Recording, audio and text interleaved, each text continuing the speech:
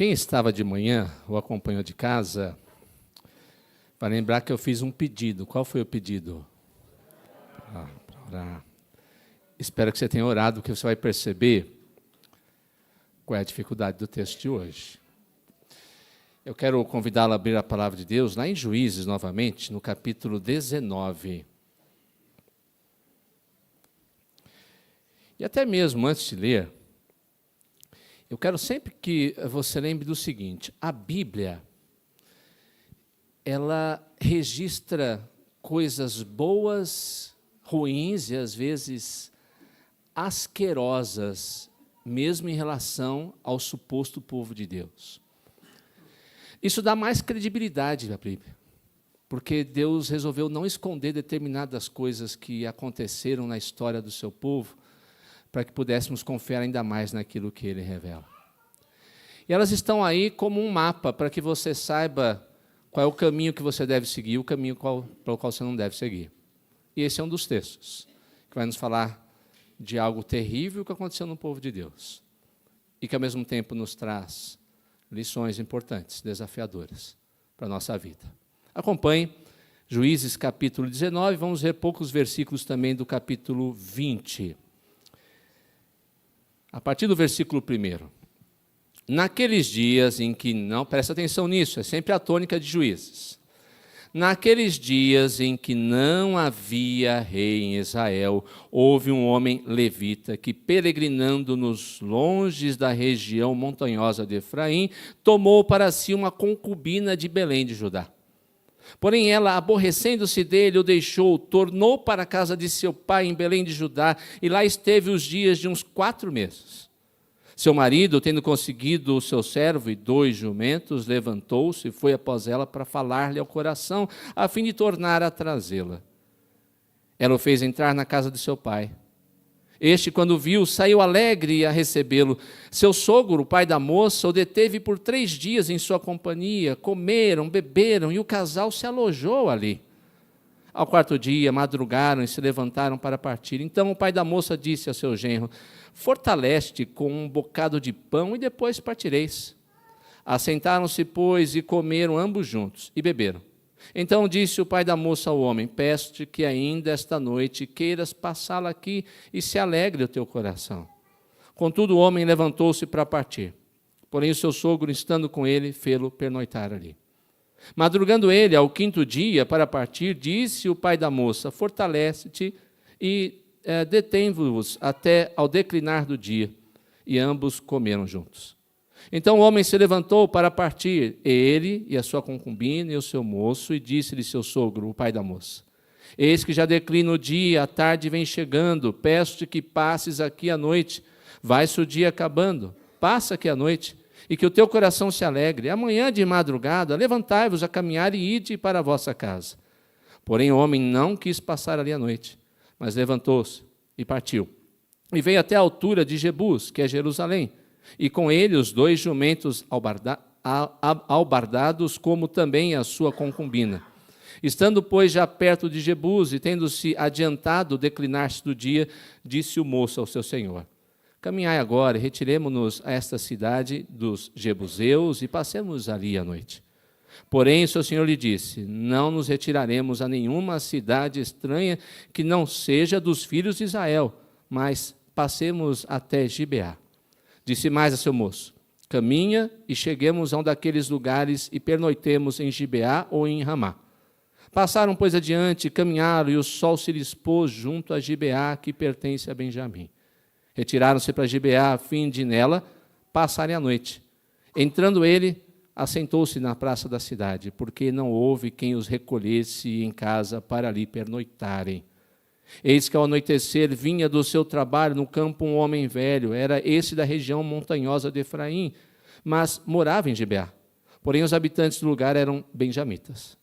Erguendo o velho os olhos, viu na praça da cidade este viajante e lhe perguntou: para onde vais e de onde vens? Ele lhe respondeu: estamos viajando de Belém de Judá para os longes da região montanhosa de Efraim, de onde sou. Fui a Belém de Judá, e agora estou de viagem para a casa do Senhor, e ninguém há que me recolha em casa.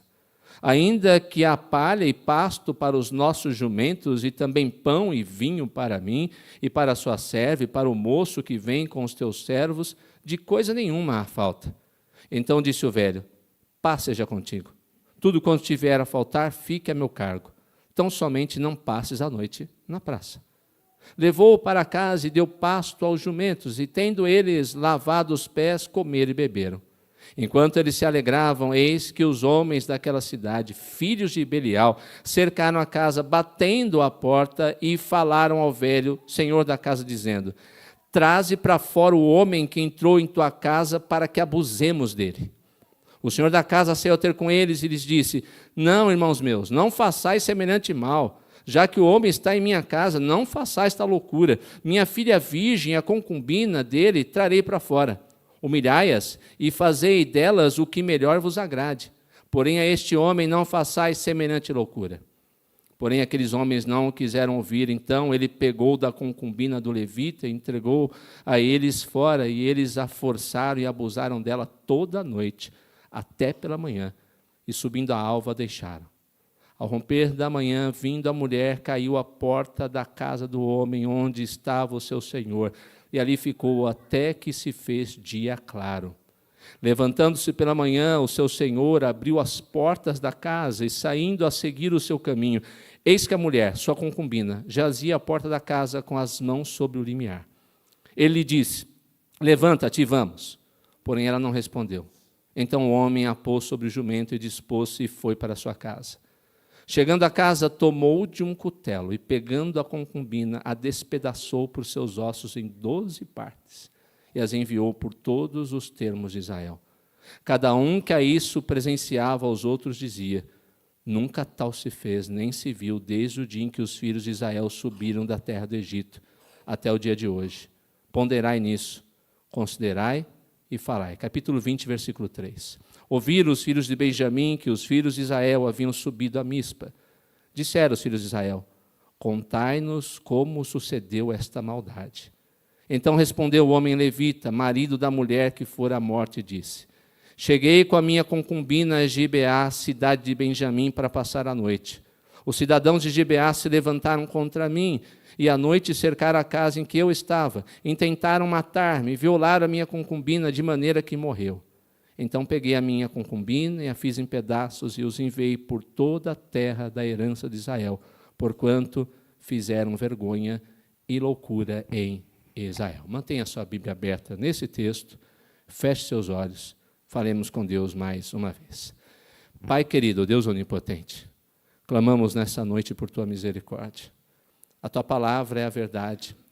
A tua palavra fala a respeito de si mesma, que toda a Escritura é inspirada por Deus e útil para o ensino, para a repreensão e para a educação na justiça, a fim de que o homem de Deus seja perfeito e perfeitamente habilitado para toda boa obra. Portanto, nenhum dos textos sagrados podem ser desconsiderados quando sabemos que foi o Senhor que usou homens para registrar o seu querer, o seu alerta, a sua vontade, o seu evangelho, para registrar, ó Deus, a sua mente santa e a realidade daquilo que é o homem distante do Senhor.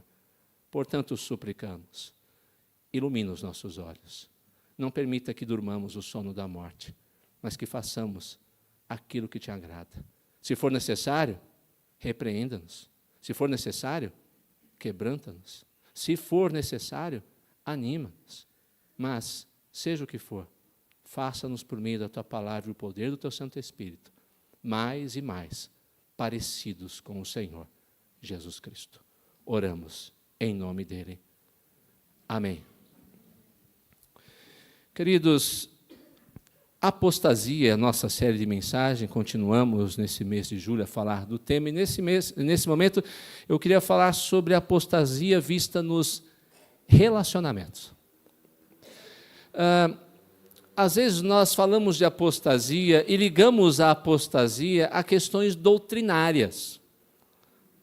Há discussões sobre a divindade de Jesus, sobre a divindade do Espírito, sobre a Trindade, sobre a salvação, sobre a inspiração da Bíblia, ou temas semelhantes a esse tão semelhante, ou tão, perdoe-me, comuns na nossa doutrina na Igreja Presbiteriana. Ela é mais percebida, sem dúvida nenhuma, naquelas questões que a Bíblia nos ensina de maneira clara, mas pouco é discutido sobre apostasia no que diz respeito aos relacionamentos. O que acontece é que, muitas vezes, nós julgamos os outros pela sua apostasia no que diz respeito a coisas que eles declaram que não tem nada a ver com a Escritura Sagrada, mas não percebemos que muitos de nós desenvolvem um relacionamento com os que estão ao nosso redor que igualmente reflete uma apostasia que tomou conta do nosso coração, ou está tomando conta do nosso coração. Os relacionamentos são a concretização daquilo que cremos. A maneira como nos relacionamos com os outros demonstra lá no fundo o que realmente pensamos a respeito de Deus, de Cristo e da sua palavra. E nós acabamos entrando num círculo. Aquilo que cremos a respeito de Deus se reflete na maneira como vemos e tratamos o nosso próximo. E a maneira como tratamos o nosso próximo que vemos demonstram aquilo que eu creio a respeito de Deus. No bloco que vimos hoje pela manhã em Juízes, nós, se você se lembra, nos deparamos também com um levita. O levita, na palavra de Deus, era um homem de uma família específica, a família de Levi, separada para servir ao Deus e ao povo e ter o Senhor única e exclusivamente como herança.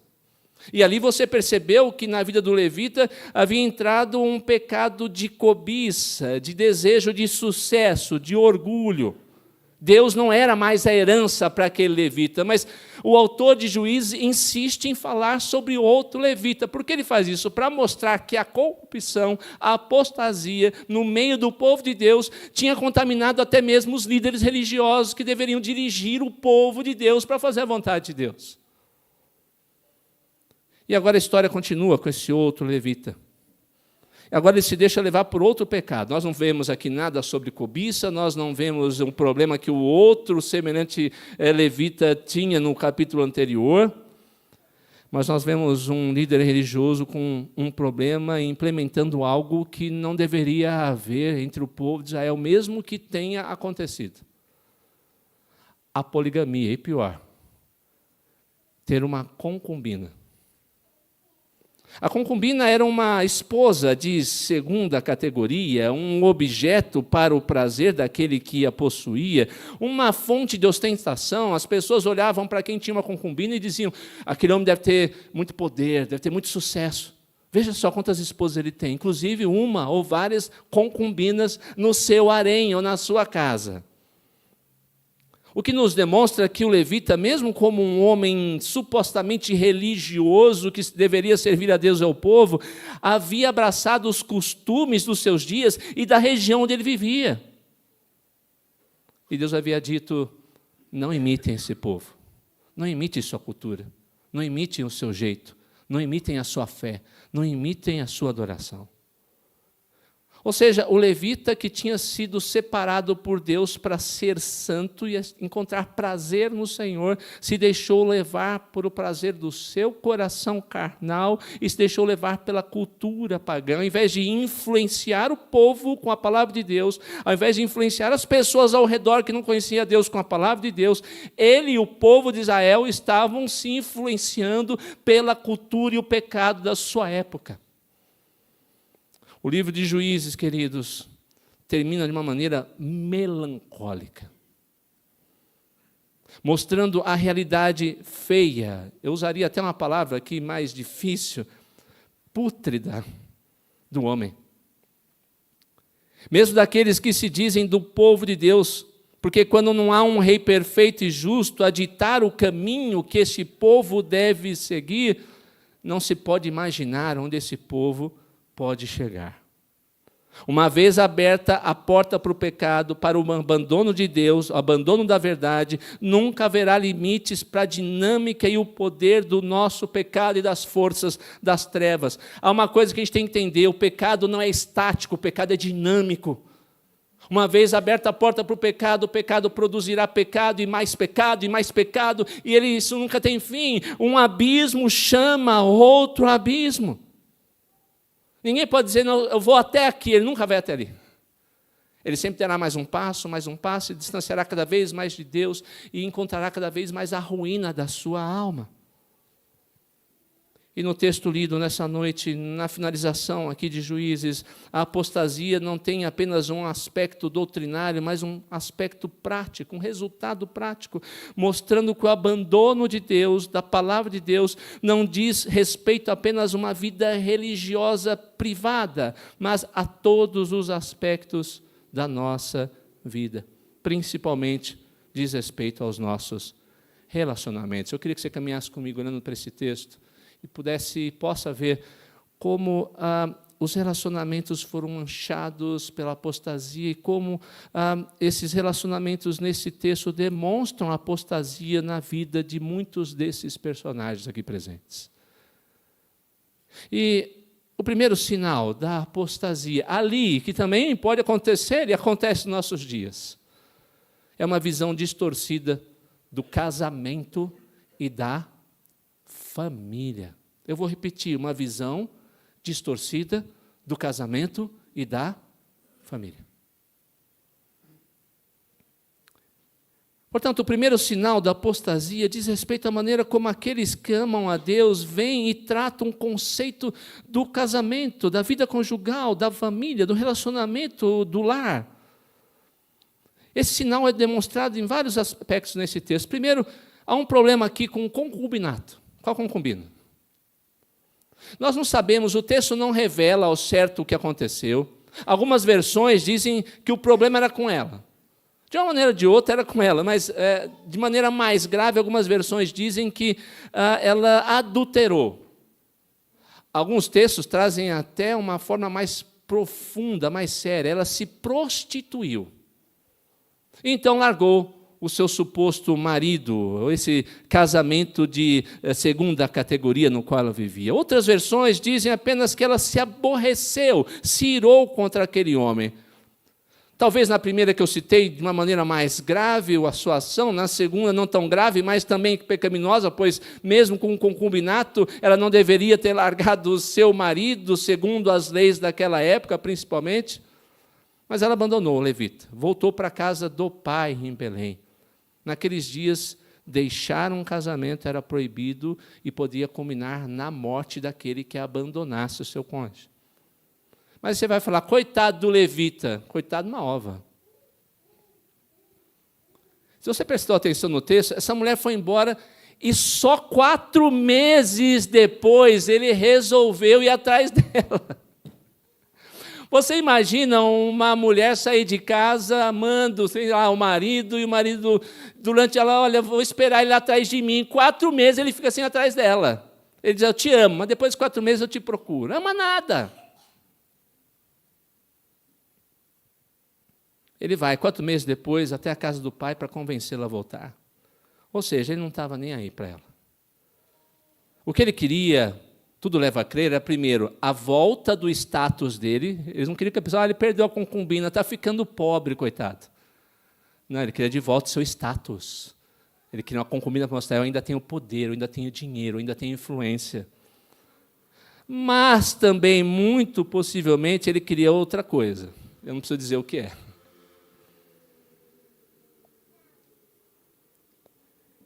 Ele não tinha amor. Ele via, e você, à medida que caminharmos aqui no texto, na leitura do texto, vai perceber, aquela mulher não era vista por ele como mulher. Era um mero objeto, para trazer satisfação ou ostentação. Por sua vez, pode dizer, o pai recebeu bem. Tadinho do pai. Ela veio para casa depois do que aconteceu. Mas tudo leva a crer que o pai daquela concubina, daquela mulher, recebe o levita como a lei da hospitalidade mandava, aqui há muito da lei da hospitalidade, uma hora cumprida, outra hora meio que forçada pelo o homem de Efraim, que o recebe na cidade de Beá, mas o texto corre o tempo todo sobre esse conceito cultural. Ele recebe. Mas o texto, se a gente olhar o original, diz que ele recebeu além da conta. E se você olhar para o texto, nas entrelinhas, você vê, fica mais um dia, mais um dia, mais um dia, mais um dia. Muito possivelmente, ele não queria dor de cabeça. É melhor tratar bem esse meu genro, porque se ele falar, der com a língua entre os dentes, eu estou perdido. Vou ficar difamado, minha filha vai ser morta. Eu não quero ser desonrado, eu não quero que as pessoas me difamem. Ou seja, ele não queria problemas. E a filha para ele, naquele momento, sabe o que era? Um problema. Um sério problema.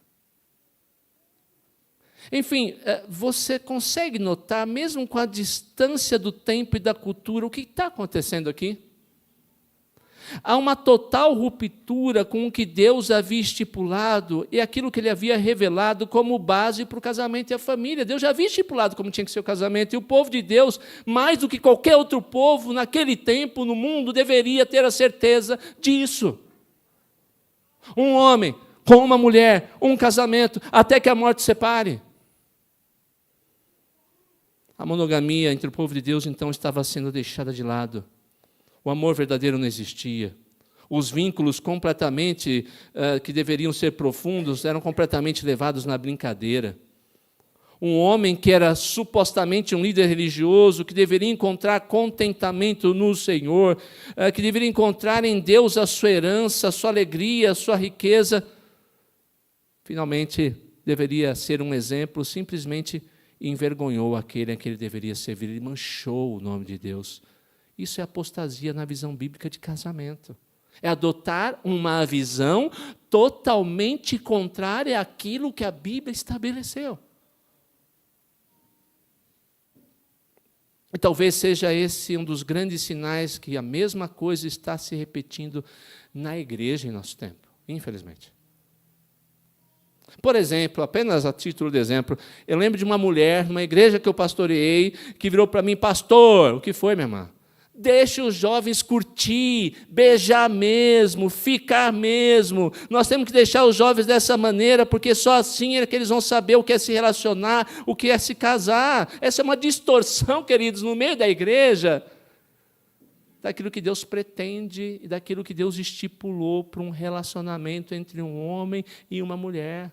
E que a cultura está cada vez mais corrompendo, está entrando na igreja. Quem quer entrar num relacionamento com um homem, com uma mulher, deve entrar pensando em como vai agradar a Deus e pensando num vínculo de casamento. Se não vai entrar, não pensa nisso, não inicie um relacionamento, não engane a pessoa, não minta para Deus.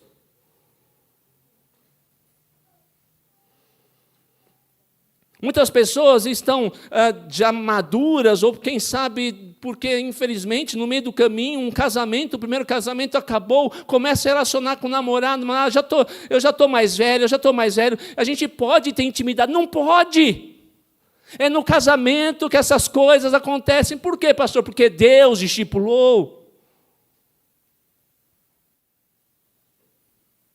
E a lista é enorme. O número de divórcios na igreja, pelos motivos mais fúteis, já é igual ao número de divórcios de pessoas que não conhecem a Deus. Traições cada vez mais constantes nos relacionamentos conjugais, violência doméstica, abuso, quebra de votos conjugais, de amor, fidelidade, cumplicidade pelas coisas mais banais.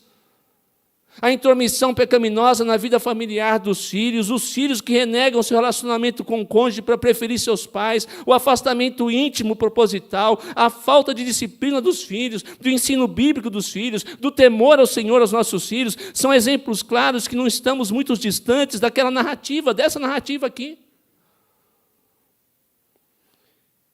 E de que nossa total incapacidade de ver, aceitar isso, e pior, de buscarmos arrependimento e mudança, comprovam que estamos caminhando a passos largos para a apostasia. nos relacionamentos, a primeira distorção e sinal de apostasia acontece no casamento, uma visão de família.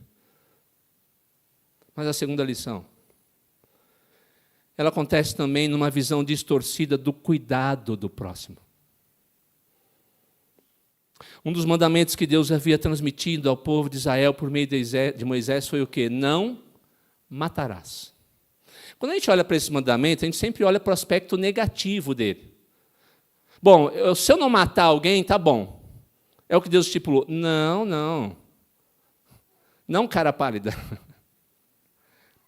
Se você estudou bem a confissão de fé, lá está escrito o seguinte em relação ao mandamento. Toda vez que uma proibição acontece, a ordem positiva contrária à proibição é exigida. Então, o mandamento não é só não matar. O mandamento é preserve e faça tudo o que estiver ao seu alcance para preservar a vida. Então, para o crente não é apenas, bom, eu não matei. Não, o que eu fiz para preservar a vida? O que eu fiz para aquela pessoa continuar vivendo? O que eu fiz para aquela pessoa ficar de pé? O que eu fiz para aquela pessoa ficar com dignidade? O dever desse mandamento diz respeito, entre outras coisas, ao cuidado do próximo, à preservação da vida do necessitado, principalmente daqueles que são mais vulneráveis. O dever do crente sempre será lutar por aqueles que são mais vulneráveis. É por isso que, dentre outras coisas, nós somos terminantemente contra aborto. Porque quem é mais vulnerável do que um bebê que está no ventre da sua mãe? No texto lido, essa falta de zelo e amor pelo próximo estão muito claros. Preste atenção. Se você lembrar lá da história, para eu explicar isso aqui, você tem que ir lá um pouquinho, lá em Gênesis, quando você vai lembrar quando Abraão mandou o seu servo buscar uma esposa para Isaac. Sua esposa, Rebeca. O servo vai até a casa de Rebeca, e mesmo naquela época, a família disse para o servo, olha, vamos perguntar para a moça primeiro, se ela quiser ir com você, está ótimo, vamos ouvi-la. Não havia uma visão de impor garganta, goela abaixo da moça, você vai porque eu estou mandando. Não, ela foi consultada. Mas aqui no texto, o pai e o levita não estão nem aí para a moça. O que ela pensa sobre voltar com esse homem, a que ela havia abandonado, que tinha demorado 4 meses para decidir buscá-la, ela tem que ir. Simplesmente ir. Continuemos, o levita resolve sair de casa em que momento? Ele tinha gente que acompanhar, tinha a concubina, tinha o servo, uma espécie de uma caravana, ele resolve na pior hora do dia, ele não estava nem aí, o que importava era o destino dele, era ele chegar onde ele queria. O servo ainda falou, vamos tomar cuidado, vamos ficar naquela... Não, eu sei o que é melhor para mim. Quem toma a decisão aqui sou eu. Manda quem pode, obedece quem tem juízo. Ele resolve sair da casa do pai da concubina no pior momento. Ele não reflete sobre nenhum cuidado, sobre os perigos na estrada que poderiam estar ali esperando a cada um deles. Aliás, tudo leva a crer no texto que ele tomou aquela decisão por birra.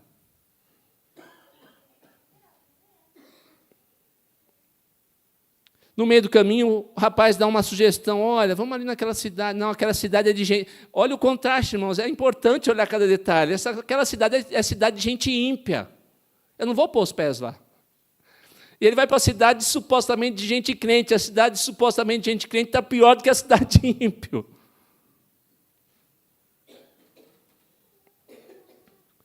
E naqueles dias, quando alguém chegava na cidade, havia a lei da receptividade, da hospitalidade. As pessoas eram obrigadas a receber e não deixar ninguém na praça pública. Você olha no texto e vê o que está acontecendo.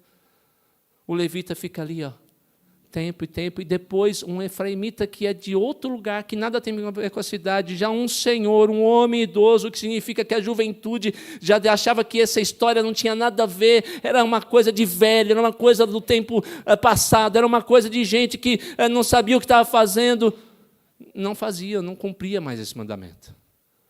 E aquele homem chama e fala assim, não pode ficar aqui. Até aquele momento a história se cala. Você não pode ficar aqui. Vamos para a minha casa. Sai desse lugar. Ele vai. Por quê? O autor quer transformar a mesma história em um enigma, quer trazer um certo suspense. No versículos seguintes, a história é revelada, o perigo é revelado. Homens depravados da cidade querem fazer o quê com o levita? Violentá-lo. Não é preciso ser um teólogo ou um grande leitor da Bíblia para entender o que o autor de Juízes está querendo fazer. Você lembra de uma história parecida com essa? Acho que você lembra. Qual é a história parecida com essa? Sodoma e Gomorra. Sabe o que o autor de Juízes está querendo dizer? O povo de Deus ficou pior do que o povo de Sodoma e Gomorra. Porque quando não há rei, quando não há lei, e quando o povo não está disposto a ouvir o grande rei e a lei do grande rei, ele se torna pior do que Sodoma e Gomorra.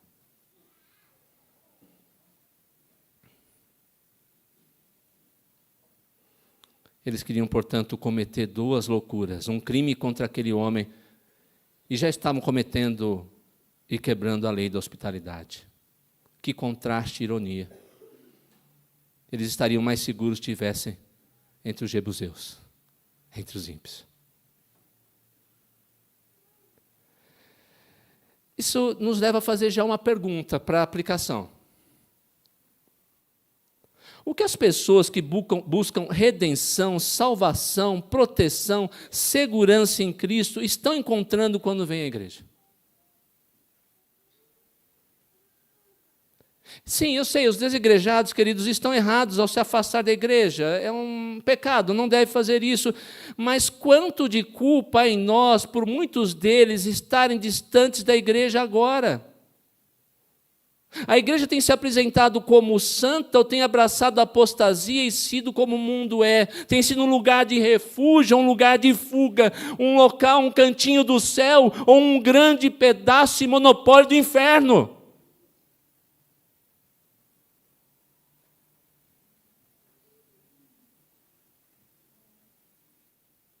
Há algo de errado mesmo naquela época em uma instituição, uma sociedade que prefere manter suas convenções sociais acima da dignidade do ser humano. É aquela visão hoje em dia, mas é a cultura, como se a cultura fosse uma coisa neutra. A cultura é feita por homens pecadores e ela é muitas vezes carregada de pecado. Ela tem que passar pelo crivo da Bíblia, da palavra de Deus, e tudo aquilo que é contrário à palavra de Deus, mesmo que seja cultural, tem que ser absolutamente descartado, jogado na lata de lixo. Porque a palavra de Deus é a verdade. Não a cultura que vem da mente e do coração de homens corrompidos. A mulher, então, diz o texto, foi simplesmente entregue como um objeto. Abusada a noite toda por um grupo de homens, tratada como menos do que um ser humano, violentada, estuprada, usada, ela experimentou o terror, a escuridão, nós não conseguimos nem imaginar o que aquela mulher passou durante toda a noite.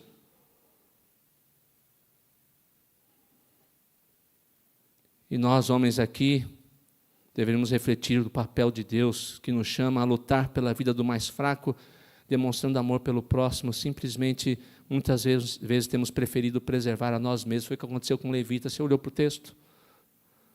Era ele o alvo da procura daqueles homens. É esse homem que a gente quer. O que ele faz? Ele vê o hospitaleiro pegando e jogando a concubina para fora, fechando a porta. Está tudo bem. Não fui eu mesmo. Foi ela.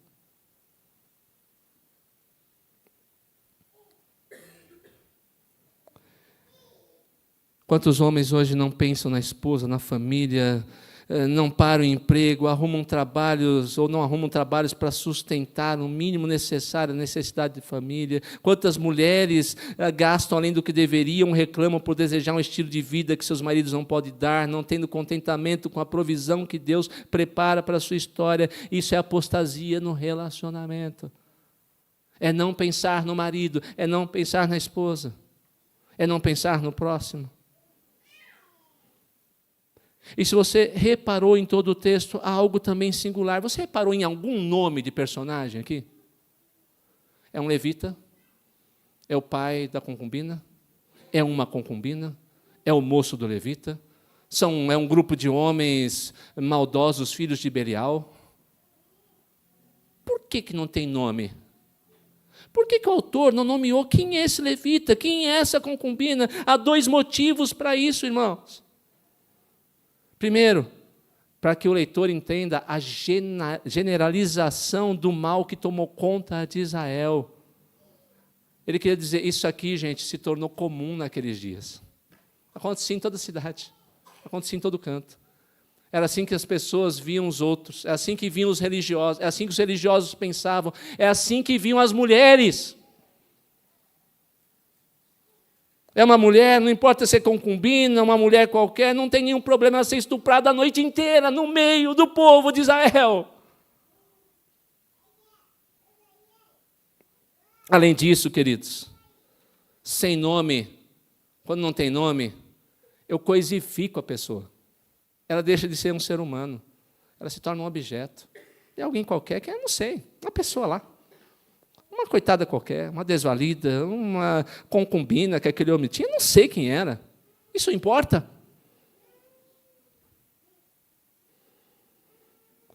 O homem foi criado por Deus, por mais que as mulheres hoje não queiram entender ou aceitar isso, biblicamente, os homens foram criados, e os homens também muitas vezes estão abrindo mão disso, foram criados, entre outras coisas, para cuidar e dar a sua vida, proteger a sua mulher, a sua esposa ou qualquer outra figura que supostamente é mais fraca, é mais enfraquecida, precisa da sua força e da sua vida para protegê-la. Deus exemplificou isso quando Jesus Cristo entregou sua vida pela sua noiva, a igreja, por amor. Homens, nós somos chamados a fazer a mesma coisa. Eu já vi casos em que o homem está acontecendo um assalto, o homem se esconde atrás da mulher. Já vi. Quando ele deveria estar à frente dela e dar a sua vida por ela.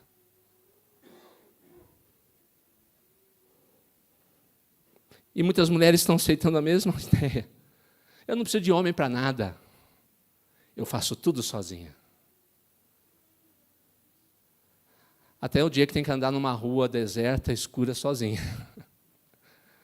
Que bom seria ter um homem aqui ao meu lado, à frente, para me proteger e dar a vida por mim.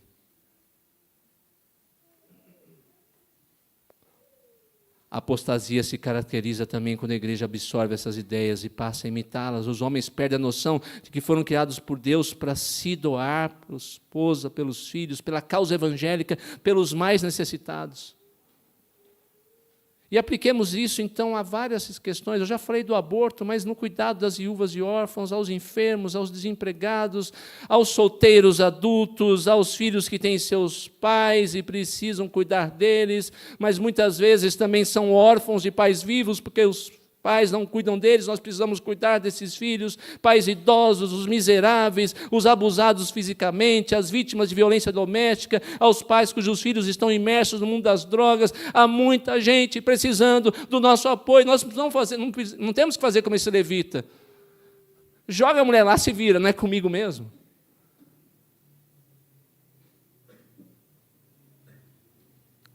Quando a apostasia toma conta do nosso coração, a gente simplesmente diz, não é problema meu, não tem nada a ver com isso, estou ocupado.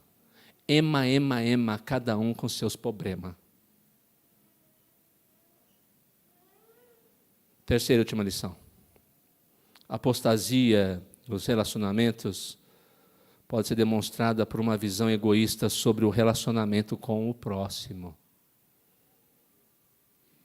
De certa maneira, essa característica está relacionada com a anterior.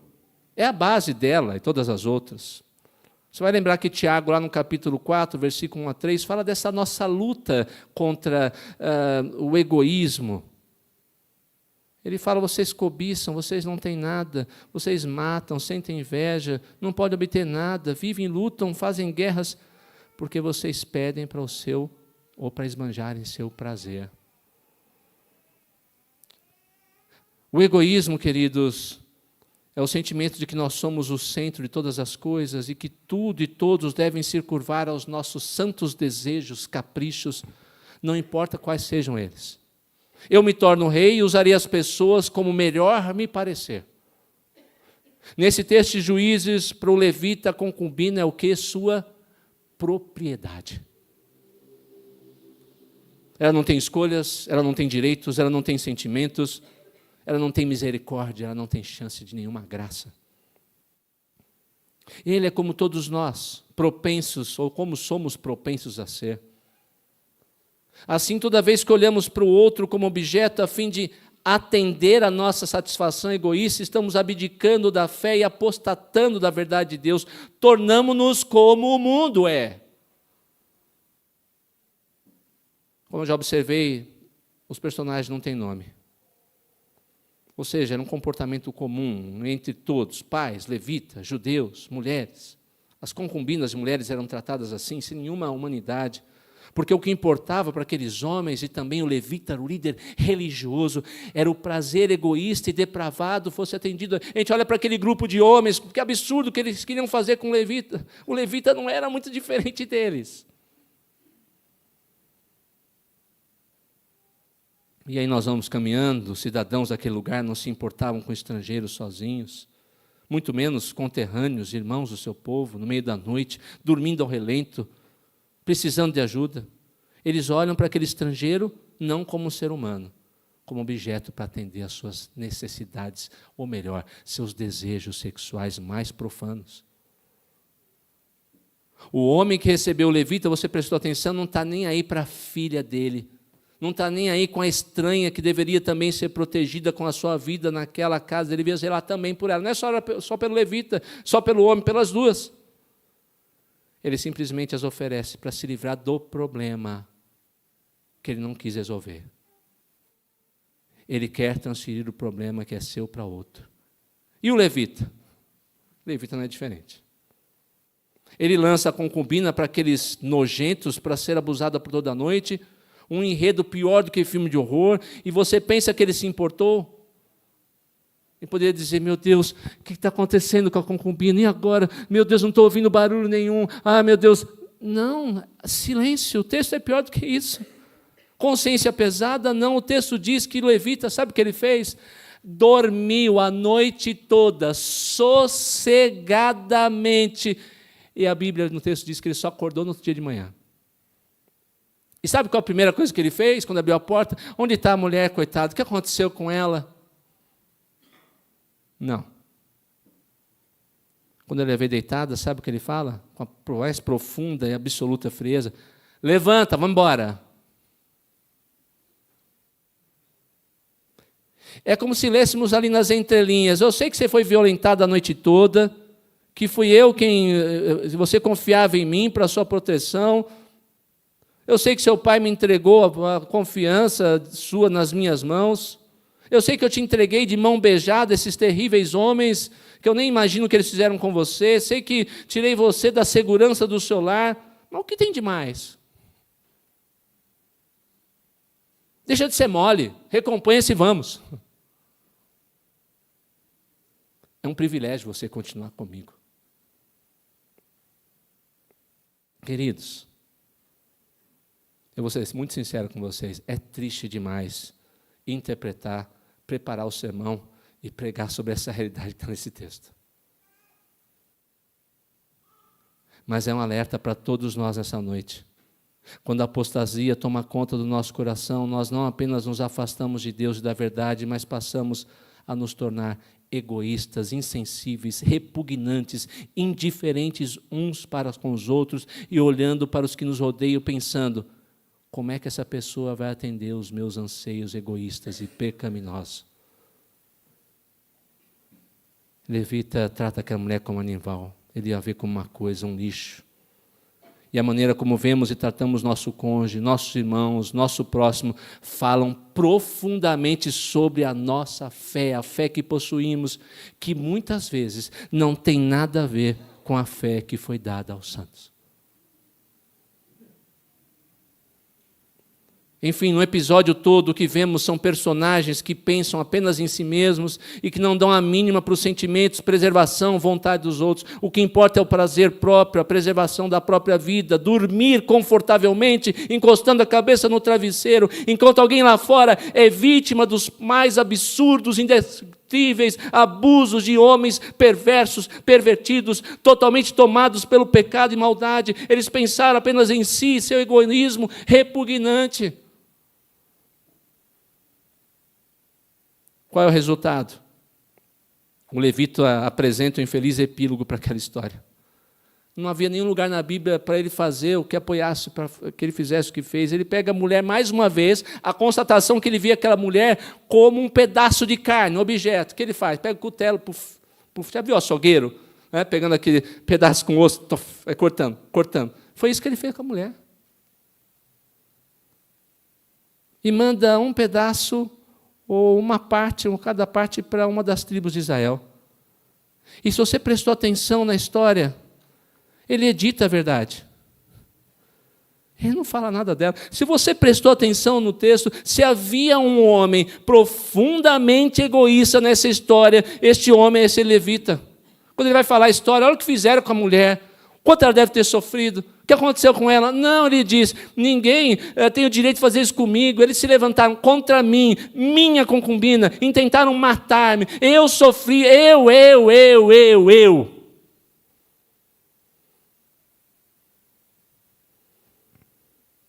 Quando Deus não reina e seguimos o nosso próprio coração, os nossos desejos, no final, o resultado será sempre o pior possível. O resultado normalmente será profundo egoísmo.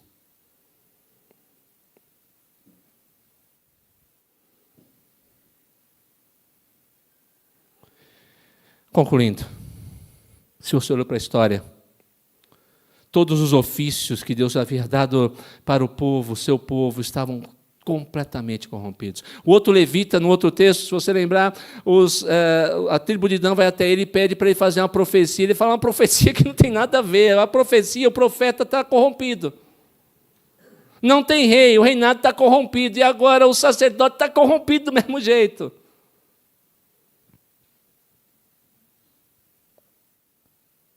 A apostasia é revelada em nós quando começamos a querer nos amoldar, escravizar a cultura pecaminosa em que vivemos, dando de ombros ao que Deus quer e requer de nós. Há uma outra coisa importante, olhar para esse texto, queridos, por favor, presta atenção. Nós não somos melhores do que qualquer um desses personagens. Você acha que é? Não é, eu não sou. Nós somos semelhantes a eles. Se não nos revestirmos da armadura de Deus, nós seremos tão egoístas quanto eles. Encobriremos a verdade como esse levita encobriu.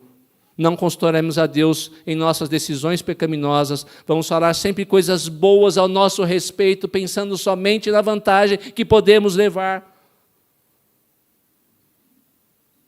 Para vencer a apostasia e não sermos levados pelo Espírito do nosso tempo, mesmo estando na igreja, não podemos ser como aqueles homens no tempo de Juízes. Precisamos de um rei que nos resgate, que nos salve de nós mesmos, que mude a nossa mente egoísta, arrogante e a transforme em uma mente humilde e serva.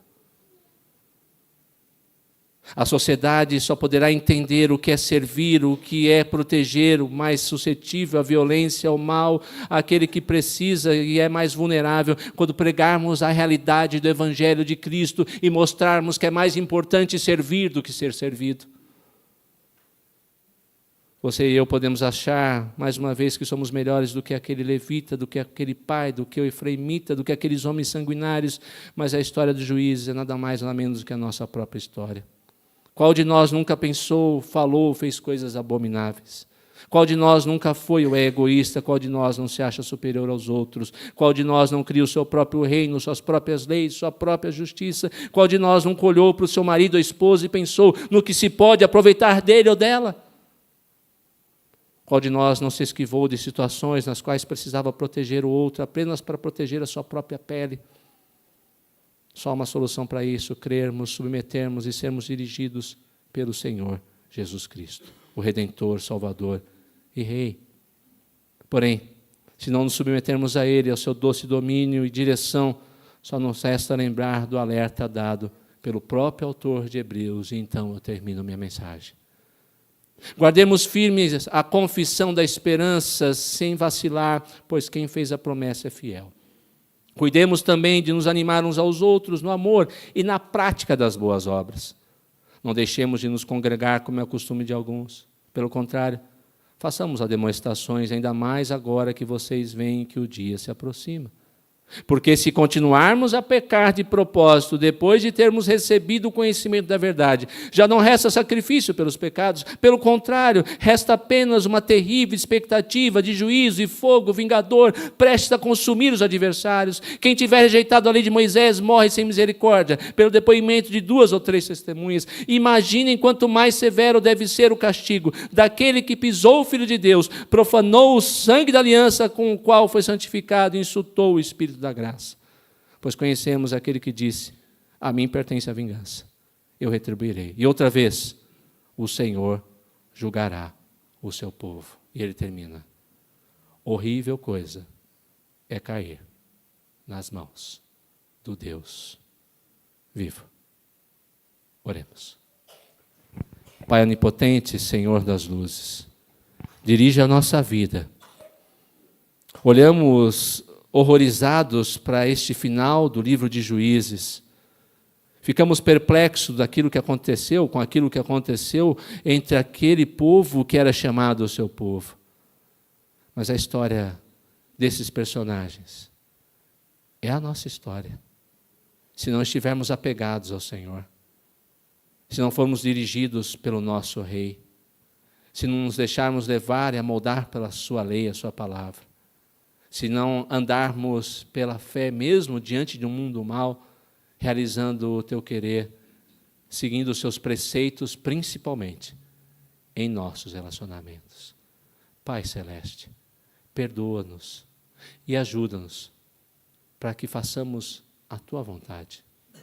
O mundo pode mudar, a cultura pode mudar, tudo ao nosso redor pode sucumbir diante do mal e do pecado, mas firma os nossos passos para que façamos aquilo que te agrada e para que o mundo possa olhar para o teu povo, para a igreja e ver a luz de Jesus Cristo. E ao olhar para a luz de Cristo no meio da sua noiva, a igreja, possa, ó Deus, fazer parte do seu corpo e encontrar a esperança necessária que este mundo, as leis deste mundo, os estadistas deste mundo, jamais serão capazes de trazer e de transformar. Nós oramos em nome de Jesus. Amém.